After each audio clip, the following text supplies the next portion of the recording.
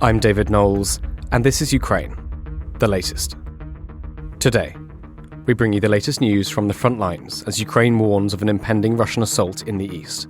We update on global political news, and we discuss F-16s, British minehunter vessels, and how the war may evolve in 2024. Bravery takes you through the most unimaginable hardships to finally reward you with victory. If we give President Zelensky the tools, the Ukrainians will finish the job. Slava Ukraini! Nobody's going to break us. We're strong. We're Ukrainians. Every weekday afternoon, we sit down with leading journalists from the Telegraph's London newsroom and our teams reporting on the ground to bring you the latest news and analysis on the war in Ukraine. It's Friday, the 5th of January. 1 year and 315 days since the full-scale invasion began. And today, I'm joined by our assistant comment editor Francis Durnley, foreign reporter Maidna Nanu, and former tank commander and Telegraph contributor Hamish de Bron Gordon. I started by summarising the latest news from Ukraine. Let's start with an important story from our Brussels correspondent Joe Barnes, who writes that Ukrainian military intelligence units believe Russia is preparing to launch a renewed offensive near Kharkiv in the east of the country and is stepping up its bombardment of the region.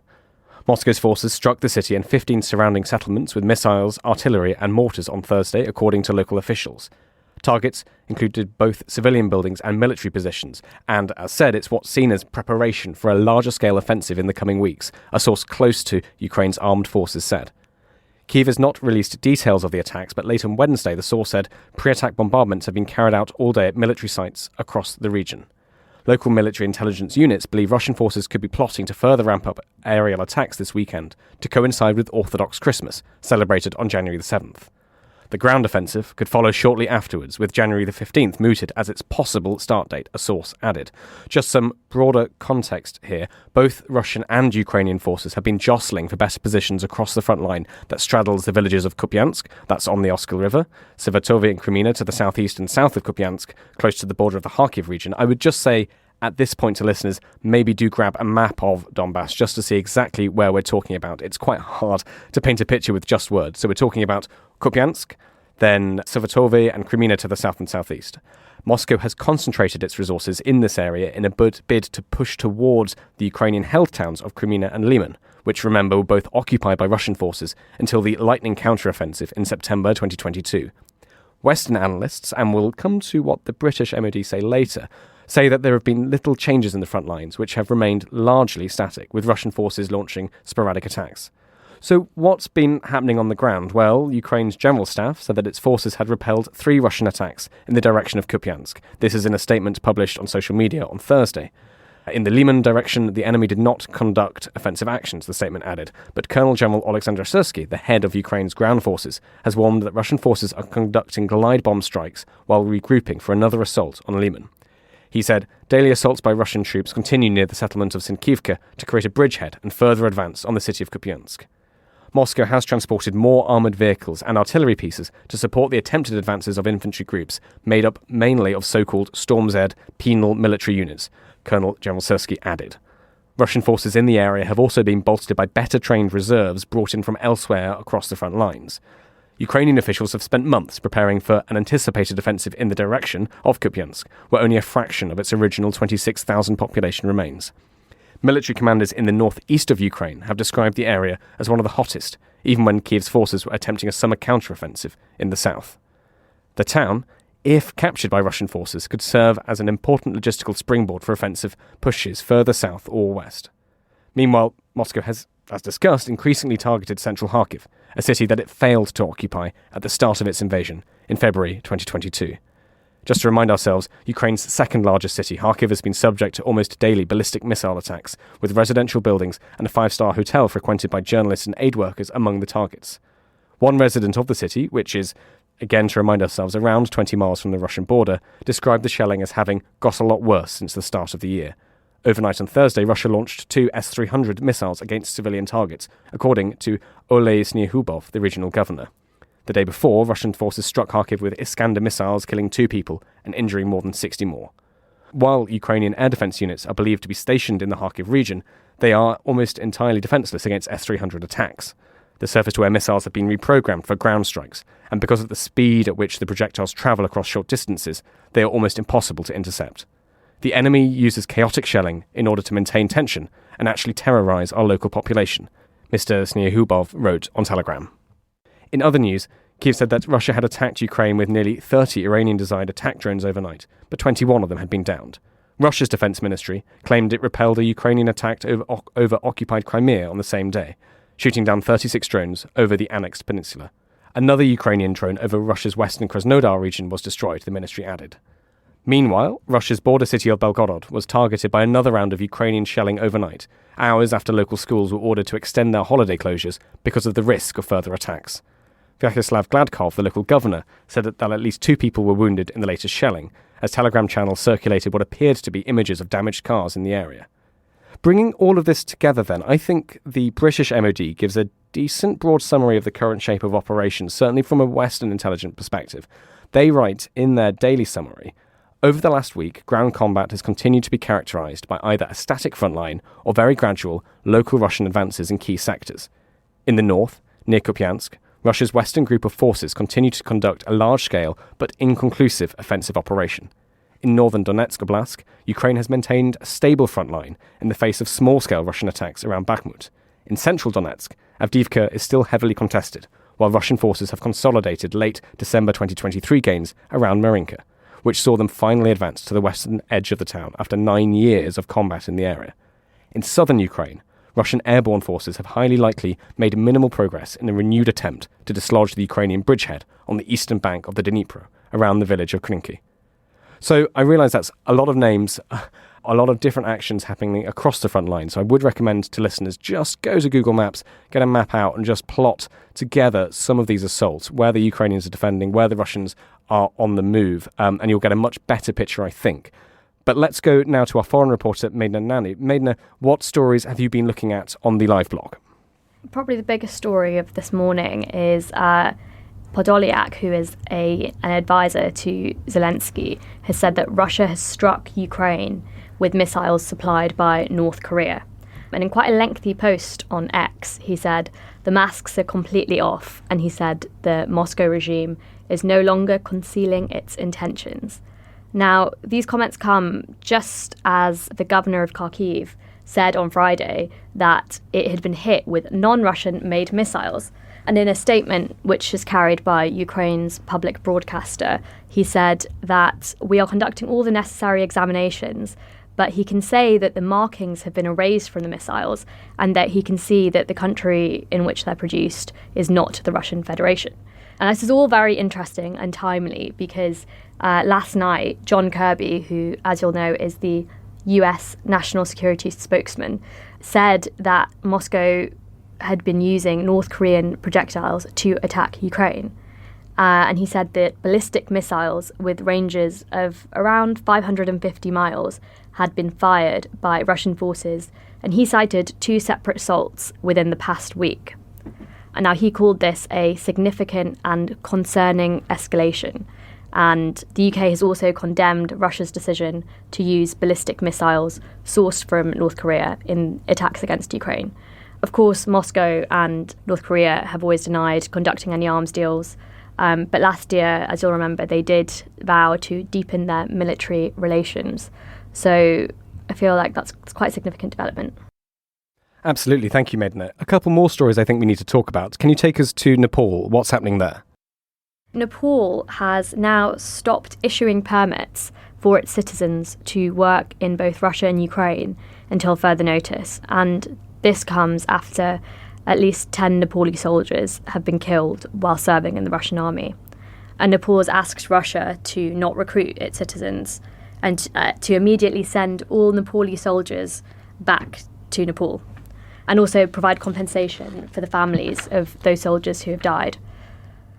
And I think there's roughly about 200 Nepalese citizens who were estimated to be working in the Russian army, according to their government, and around 100 are reported to be missing. So, yeah, that's quite an interesting development. Absolutely. And just to finish off this section, Maidna, would you take us back to Russia? There's been some updates there politically. ahead of the March election, Russia's National Elections Commission have registered the first 2 candidates who will compete with Vladimir Putin. Now, of course, this election is... Everyone thinks that Putin is obviously going to win this election. But just before Christmas, actually, there was a rejection of a candidate. So the fact that these 2 candidates have been registered is somewhat of news. And the 2 candidates are Leonid Slutsky of the Nationalist Liberal Democratic Party and Vladislav Dakonkov of the New People Party. Now, we don't really think that anything significant is going to happen here because neither of them are going to pose a significant challenge to Putin, who, of course, has been president since 2000, as both of their parties are largely supportive of legislation backed by Putin's party. But what is more interesting is just before Christmas, they rejected a former TV journalist as a candidate, and they cited errors in her paperwork and spelling, and the Supreme Court then even rejected her appeal against the decision. So yeah, that's a small development ahead of the election on the 15th of March. Thank you very much, Medna, for joining us. Just to note again to listeners that today Medna Nanu, our foreign reporter, is running the Telegraph's Ukraine live blog, so do get all the latest news there on our website. And I would just say, actually, on your final point there, Medna, I would recommend In Moscow's Shadows, a podcast from academic Mark Galeotti, who knows Russia back to front, and he talks quite a bit on some of the more recent podcasts about the different candidates who've been either okayed or denied into the Russian presidential election. So In Moscow's Shadows from Mark Galeotti, I would recommend that. Francis Durnley, can I come to you? What's been taking your eyes today? Thanks, David. I want to wrap up my reflections on the strategic picture as we enter 2024. Yesterday, I sought to summarise the military picture, and the day before that, the political positioning of President Zelensky and Putin.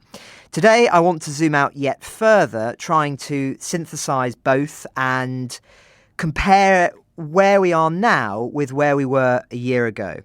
So in the first episode of 2023, I summarised the strategic position as I saw it of both Ukraine and Russia. And I argued that we were in a war of attrition, a battle of patience and resources measured in manpower, morale and munitions. I argued that it was in the interest of neither side, caught in a struggle for advantage, to pursue negotiations because both were pursuing total victory, as they defined it, or the strongest possible negotiating position. Until something fundamentally changed on the battlefield or on the political space, I didn't foresee this war ending anytime soon. I concluded by saying that these fundamental changes could take several forms if they were to occur. A hugely successful Ukrainian counteroffensive and subsequent Russian collapse, for instance, or a serious crack in Western support for Ukraine, which seeks to force Kyiv to agree to a ceasefire. 1 year on, I think it remains too early to say whether there has been a fundamental change in that strategic position, though it would appear that we are closer to that crack in Western support that I said was a danger. Though it is not impossible, and this is important to emphasise, that the deficit in support may correct itself as people wake up to the consequences of reduced support. Hence why I believe it is too early to say whether there has been that decisive shift one way or another. On the question of whether it is in the interest of either side to pursue negotiations because both are pursuing that victory, I think the point remains true, but for different reasons and with important caveats.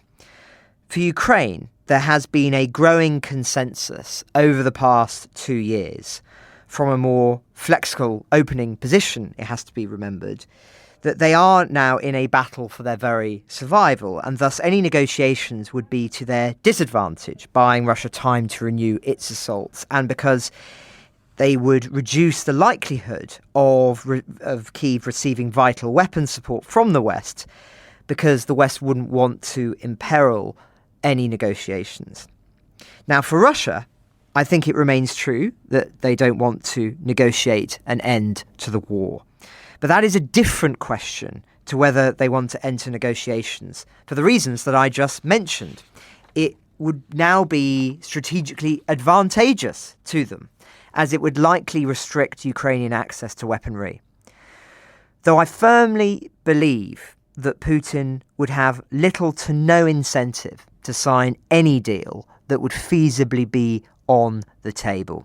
As discussed this week, because this war has been allowed to drag on, Russian society has been put onto a war footing with numerous advantages for Putin. Plus, if he believes that the long-term military picture may be even more favourable to him, especially if there is the perception that the US could withdraw support, then it's extremely unlikely that he would now want to talk seriously. That is a change from where we were following those highly successful counteroffensives in 2022. Now, around 6 months later from January 2023, in our special Q&A episode, I proposed that a longer attritional war on two fronts remained essential. I argued that paradoxically a decisive Ukrainian victory in the upcoming counteroffensive could prove fatal for Kyiv because there might be panic amongst the West that could lead to a forced compromise rather than see, say, Russia implode as many feared. I said thus far, we had one attritional war on the battlefield, but not enough on the second, that economic front against Russia, saying that the failures of the West to isolate Russia and to stop its allies rallying to it, especially China, could still prove the fatal chink in the armour. For unless the country bled severely in the domestic sphere, I couldn't foresee the public growing tired of the war and wanting it stopped in Russia, and neither could I see Putin changing gears. Alas, I think this also remains true today. It's clear now that Russia has not been isolated in the manner many hoped and anticipated, either diplomatically or economically. For me, one of the biggest signifiers of that fact was the way Putin was greeted in the UAE with that full fly-past, as James Chris reported for us when he was there, and of course Moscow's successful meetings with President Xi. As such, I fear that Ukraine's best hope now of a lasting, decisive victory is by grinding Russia down slowly over a much longer period than was necessary or desirable. We may be entering, unfortunately, more of a Soviet-Afghan war scenario. Critically, though, in the shorter term, Ukraine has to survive until the political situation evolves more stably and more favourably, say with a presidential victory for Biden and the Democrats, which would immediately force the Kremlin to make very different calculations. As we've discussed before, the tragedy of Ukraine becoming a partisan issue in the United States cannot be overstated. If support for Kyiv were bipartisan, in the way that it is here in Britain and other European countries, Putin would have to be thinking very differently. But this year, he can now play for time. But in some other ways, time may not be completely favourable to Moscow. There remain rumours of there being more tension in Russian society than is widely recognised. And of course, a presidential election, even a rigged one, is always bound to bring renewed drama. It's worth remembering, too, that Putin is not a young man. If he were to grow sick or to even keel over, then anyone who's calling for peace now would look extremely foolish indeed. Everything would suddenly change. And it's just always worth bearing that in mind when we are talking about history and processes, because I think many people have fallen into a bit of a trap of thinking that there are inevitabilities now, that processes are in place, historical processes, that mean that there is only one outcome. That is not how history works. And it's just important to remember that and to remember quite how unpredictable this war has been in many ways when one considers how it began.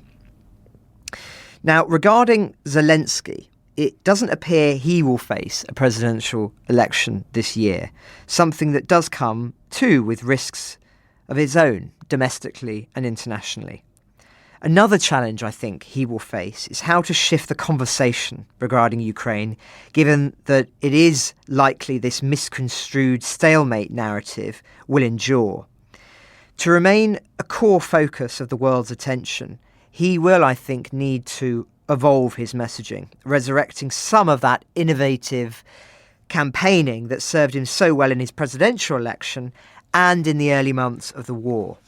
It is always dangerous when, say, a journalist knows what someone is going to say before they open their mouth, and he needs to recapture some of that subversive spark. Part of the reason Trump continues to capture the headlines so is that one never knows exactly what he's going to say or how he's going to say it. There is great power in that. So collectively, David, if you take the past 3 days worth of episodes, I hope that gives listeners a broad, zoomed out outline of where we are, incorporating a range of different perspectives, though as ever, very much welcome your comments. If one were to zoom out even further, assessing the past 2 years historically, it is worth reiterating, I think, that even if an armistice was signed tomorrow that ended the war on the current parameters, geographic I mean, then this war would still, relatively speaking, be a success for Ukraine. Putin sought to decapitate the Ukrainian leadership and seize at least half the country, if not more. He has fundamentally failed in that and has broadly united Europe against him. He claimed he wanted to stop NATO encroachment, but this war has led to the expansion of NATO, with 2 new countries joining. But, as we've said many times, if one defines victory that way, where Putin invaded a sovereign nation and were able to keep territory via force, that surely could not qualify as a success for Western values in an increasingly dangerous and volatile world, nor could it lay the groundwork for a lasting peace when measured by the grand sweep of history. As the historian Niall Ferguson wrote, and I quoted earlier in the week, it will surely seem extraordinary to future historians that so many can miss just how vital this war is for the future trajectory of the century. Our enemies are watching what unfolds with great interest. But is the collective West? Well, thank you very much, Francis, for sharing your thoughts there. Let's go to our guest, Telegraph contributor and former tank commander Hamish de Bron Gordon. Hamish, thank you so much for joining us. I know there's quite a few things you want to talk about. Let's start with the F-16s. Talk about their imminent arrival and what air superiority for Ukraine might mean. Good afternoon, everybody, and Happy New Year. At the beginning of this really important year, I think Francis has very well and ably described the sort of political position that we're in. And I would just like to focus for a few minutes on the military perspective and what might accrue.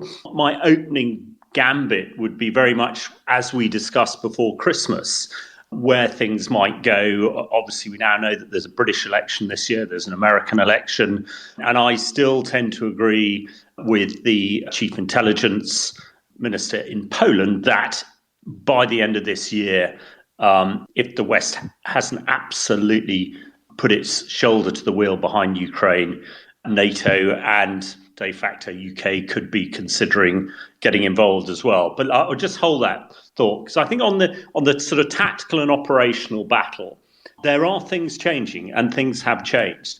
And we mentioned the F-16s. In order for success in warfare, in battles, one needs the advantage. And we're generally talking about the advantages in the air, what we call air superiority. Some people will hear the term air parity. Air parity means when nobody really has a significant advantage. Air superiority means when you rule the skies, as we did in the First and Second Gulf War, which allowed us to maneuver, gave us freedom of maneuver. And we, in our Challenger 1s and 2s, could pretty much do like unfettered by attack from the air. This is why I think it's very significant that the F-16s are on the horizon, and with quite significant numbers. I think allied with what is a very effective air defence network that Ukraine has developed, assuming that we keep arming them with missiles, and I think you reported yesterday NATO is buying 1,000 Patriot missiles that are proving hugely effective. If this can allow Ukraine air superiority with the F-16s, then that allows other things to happen. I'll just hold the air superiority thought. We then look at maritime superiority, and it has been an amazing operation by the Ukraine maritime forces, Ukraine Navy, which didn't really exist before the war, to clear the Black Sea of the Russian fleet. In effect, Ukraine now has maritime superiority, certainly around their borders and probably around the Crimea. Now, this is very significant. In order to effect an effective land operation in Ukraine, I and others who are looking at gauge, Ukraine must have air and maritime superiority. So those things are a possibility, which is why I think it was very disappointing, and I know somebody wrote about it in the paper yesterday and I wrote about it elsewhere, that because of the Montreux Protocol, Turkey is not allowing the British mine hunters and assault boats to reach Ukraine, where they could be hugely effective. We know, and we spoke months ago, about British Marines have trained Ukrainian Marines, and the Dutch have as well. So they have a marine force and Marines are soldiers who operate in the littoral, on the coastal areas and on the sea, of about 2,000. Now that is a potent force.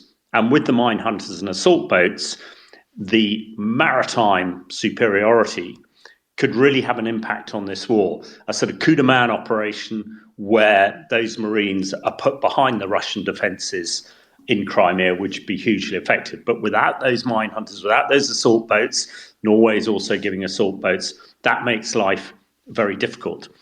We then look at the land war, which, again, I won't rehearse the arguments we've already discussed. We have this vast front that is fairly static at the moment, with a huge Russian force, 600,000 dug in, and a slightly smaller but more mobile Ukrainian force. There was a very good piece by Forbes a couple of days ago describing some of the armoured manoeuvre operations around Avdiivka, which gives me some real hope. And there they describe how the Russians are attacking literally on foot. They started off using their armour to attack around Avdiivka. That got absolutely hammered. Something like plus of 400 Russian tanks have been destroyed in that area in the last sort of couple of months. What Ukraine did is they soaked that up. A lot of Russian soldiers were killed in the tens of thousands.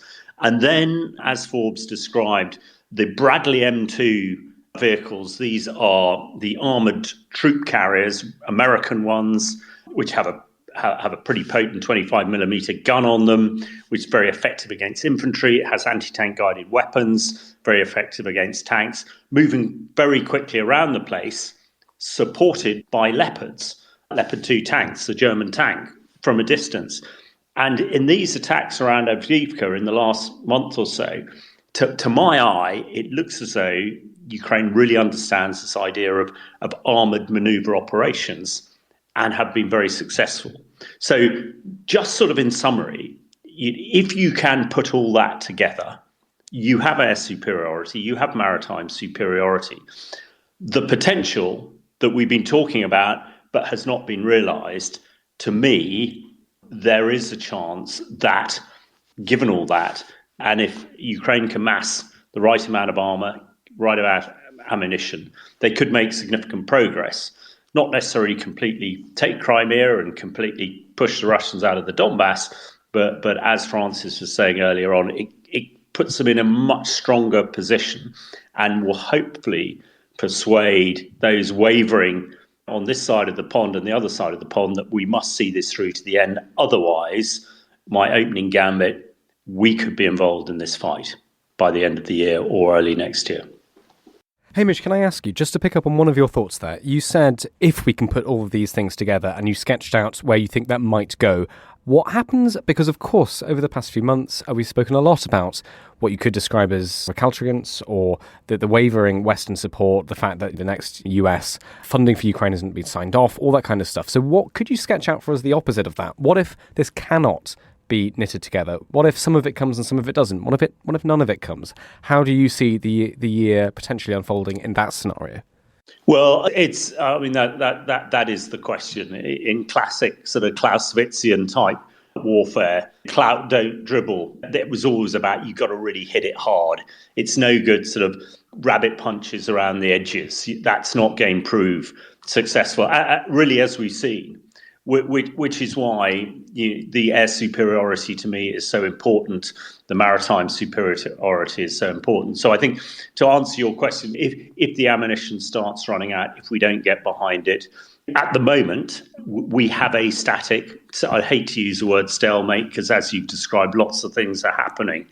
But if Russia starts to make progress, then I think we go to my original gambit. If Russia starts moving west, then the West has got some very, very difficult decisions to make, which is why I think it is so important that the scenario you're painting does not happen. And that's why I'm concerned, and certainly the piece I wrote elsewhere yesterday was very much focused at the Turks. We have a very strong northern flank in NATO, with Finland coming in. It looks like Sweden are going to get the nod as well. If I was Putin, I would now be discounting the northern flank. It's too strong.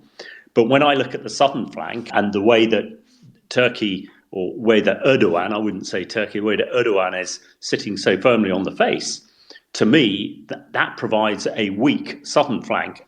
And of course, if there is East-West conflict, then the Bosporus is going to become vital ground for the Russians. And whatever Erdogan might think, I don't think the Russians would spare them. So I hope that other NATO leaders are really in the sidelines, trying to persuade Erdogan that as a NATO member, they must remain strong. If NATO remains strong, and it really is only Turkey or Erdogan that is wavering here, then it would be foolish for Putin to try and advance. But then we've seen a lot of foolishness from Moscow over the last 2 years.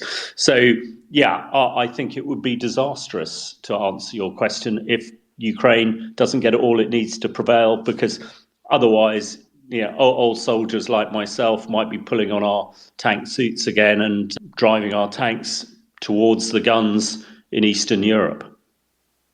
Just on that subject, Hamish, not wishing to be too morbid, but you do talk to a lot of military folk. I'm just wondering, to use your phrase, when you're going around the bazaars talking to noteworthy individuals, how would you assess the mood in the military community at the moment? Are they in despair at what's going on? Do they have a clear picture of what is required for Ukraine from the West? Or do you still sense that there is perhaps a knowledge gap prevalent in the military fraternity as much as there is in the political and journalistic one?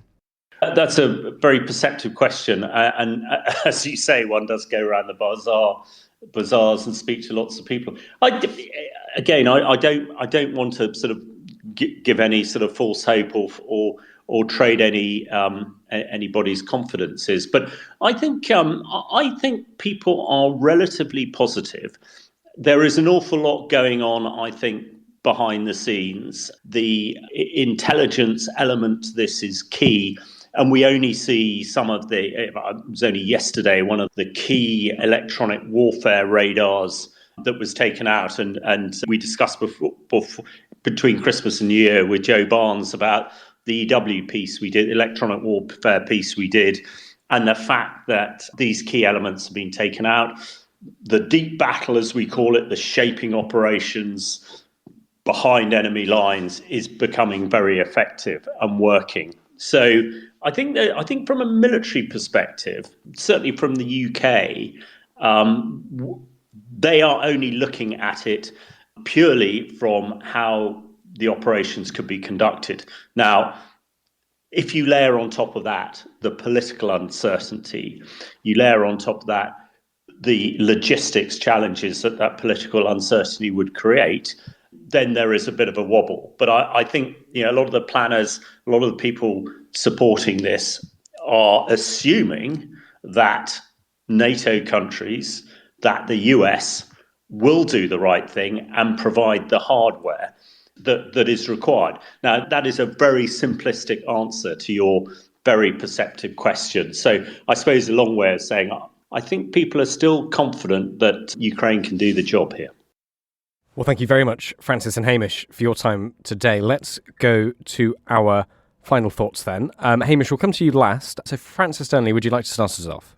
Sure. Well, just a quick one from me, you'll be glad to hear. So we heard earlier how Russia's National Elections Commission has registered those first two candidates who will compete against Putin in the election, but which, of course, Putin is all but certain to win. And Maina was right in throwing in all of those caveats there about the individuals concerned. I mean, I know that some people will point at the very fact that they're there and will say, well, how can this be a full autocracy when there are people who are rivals for Putin's power that could, in theory, win a presidential election? And without breaking down all the mechanisms of state power in Russia and all of the electoral fraud and all of that stuff, I just want to stress again the point that Maidna made, which is that both of these candidates' parties are largely supportive in Parliament of legislation backed by Putin's power base, the United Russia Party. I think that's a very revealing point, which tells its own story.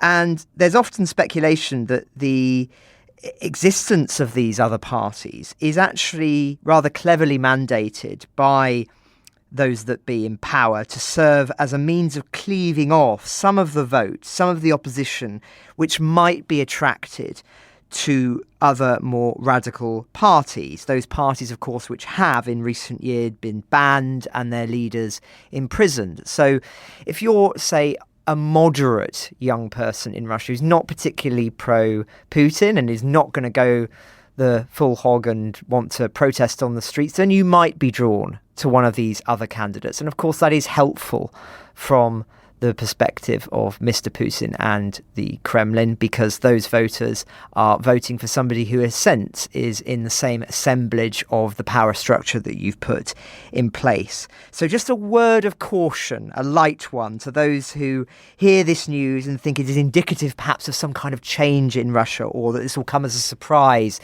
to Putin. I think that's exactly what the Kremlin wants you to think. Thank you very much, Francis. And just to repeat to our listeners, Mark Galeotti's podcast In Moscow Shadows talks about this a lot, and I would recommend it to everyone listening if you want a sort of fantastic account of how Russian politics works and the day-to-day news analysed by an expert. Hamish de Bron Gordon, would you like to finish? Yes, thanks very much. Lots of people have asked me what they can do to help with Ukraine, for not necessarily on the military side, but just help support people and show that the grassroots of people in this country and around Europe absolutely support Ukraine and want to enable them to defeat Russia. And there are lots of projects going on. Ben Wallace, the previous Defence Secretary, and myself wrote a piece on Christmas Eve about ULEZ 4x4s to Ukraine, and I see Farmers Weekly have repeated that today. And there are a number of people like James Cameron and others who have been doing this for some time. So I would, if people, and I've done a number of talks, particularly around the Southwest, trying to raise sort of money and the sort of understanding of what's required. But certainly in the sort of farming community and others, and maybe the building community, if you really want to do something that will make a difference, those old 4x4s are really very much required and wanted, particularly by those near the front line in Ukraine. So if you do feel that you can do something, then old 4x4s. And I believe that Grant Shapps, the current Defence Secretary, will be trying to make sure that they can get passage to Ukraine as quickly as possible. Ukraine the Latest is an original podcast from The Telegraph. To stay on top of all of our Ukraine news, analysis and dispatches from the ground, subscribe to The Telegraph. You can get your first 3 months for just £1 at www.telegraph.co.uk/Ukraine the Latest. Or sign up to Dispatches, our world affairs newsletter which brings stories from our award-winning foreign correspondents straight to your inbox. We also have a Ukraine live blog on our website, where you can follow updates as they come in throughout the day, including insights from regular contributors to this podcast. You can listen to this conversation live at 1 p.m. London time each weekday on Twitter Spaces. Follow The Telegraph on Twitter so you don't miss it. To our listeners on YouTube, please note that due to issues beyond our control, there is sometimes a delay between broadcast and upload. So if you want to hear Ukraine the Latest as soon as it is released, do refer to the podcast apps. If you appreciated this podcast, please consider following Ukraine the Latest on your preferred podcast app. And, if you have a moment, leave a review, as it helps others find the show. You can also get in touch directly to ask questions or give comments by emailing ukrainepod@telegraph.co.uk. We do read every message. And you can contact us directly on Twitter. You can find our Twitter handles in the description for this episode. As ever, we are especially interested to hear where you are listening from around the world. Ukraine the Latest was produced by Giles Gear, and the executive producers are David Knowles and Louisa Wells.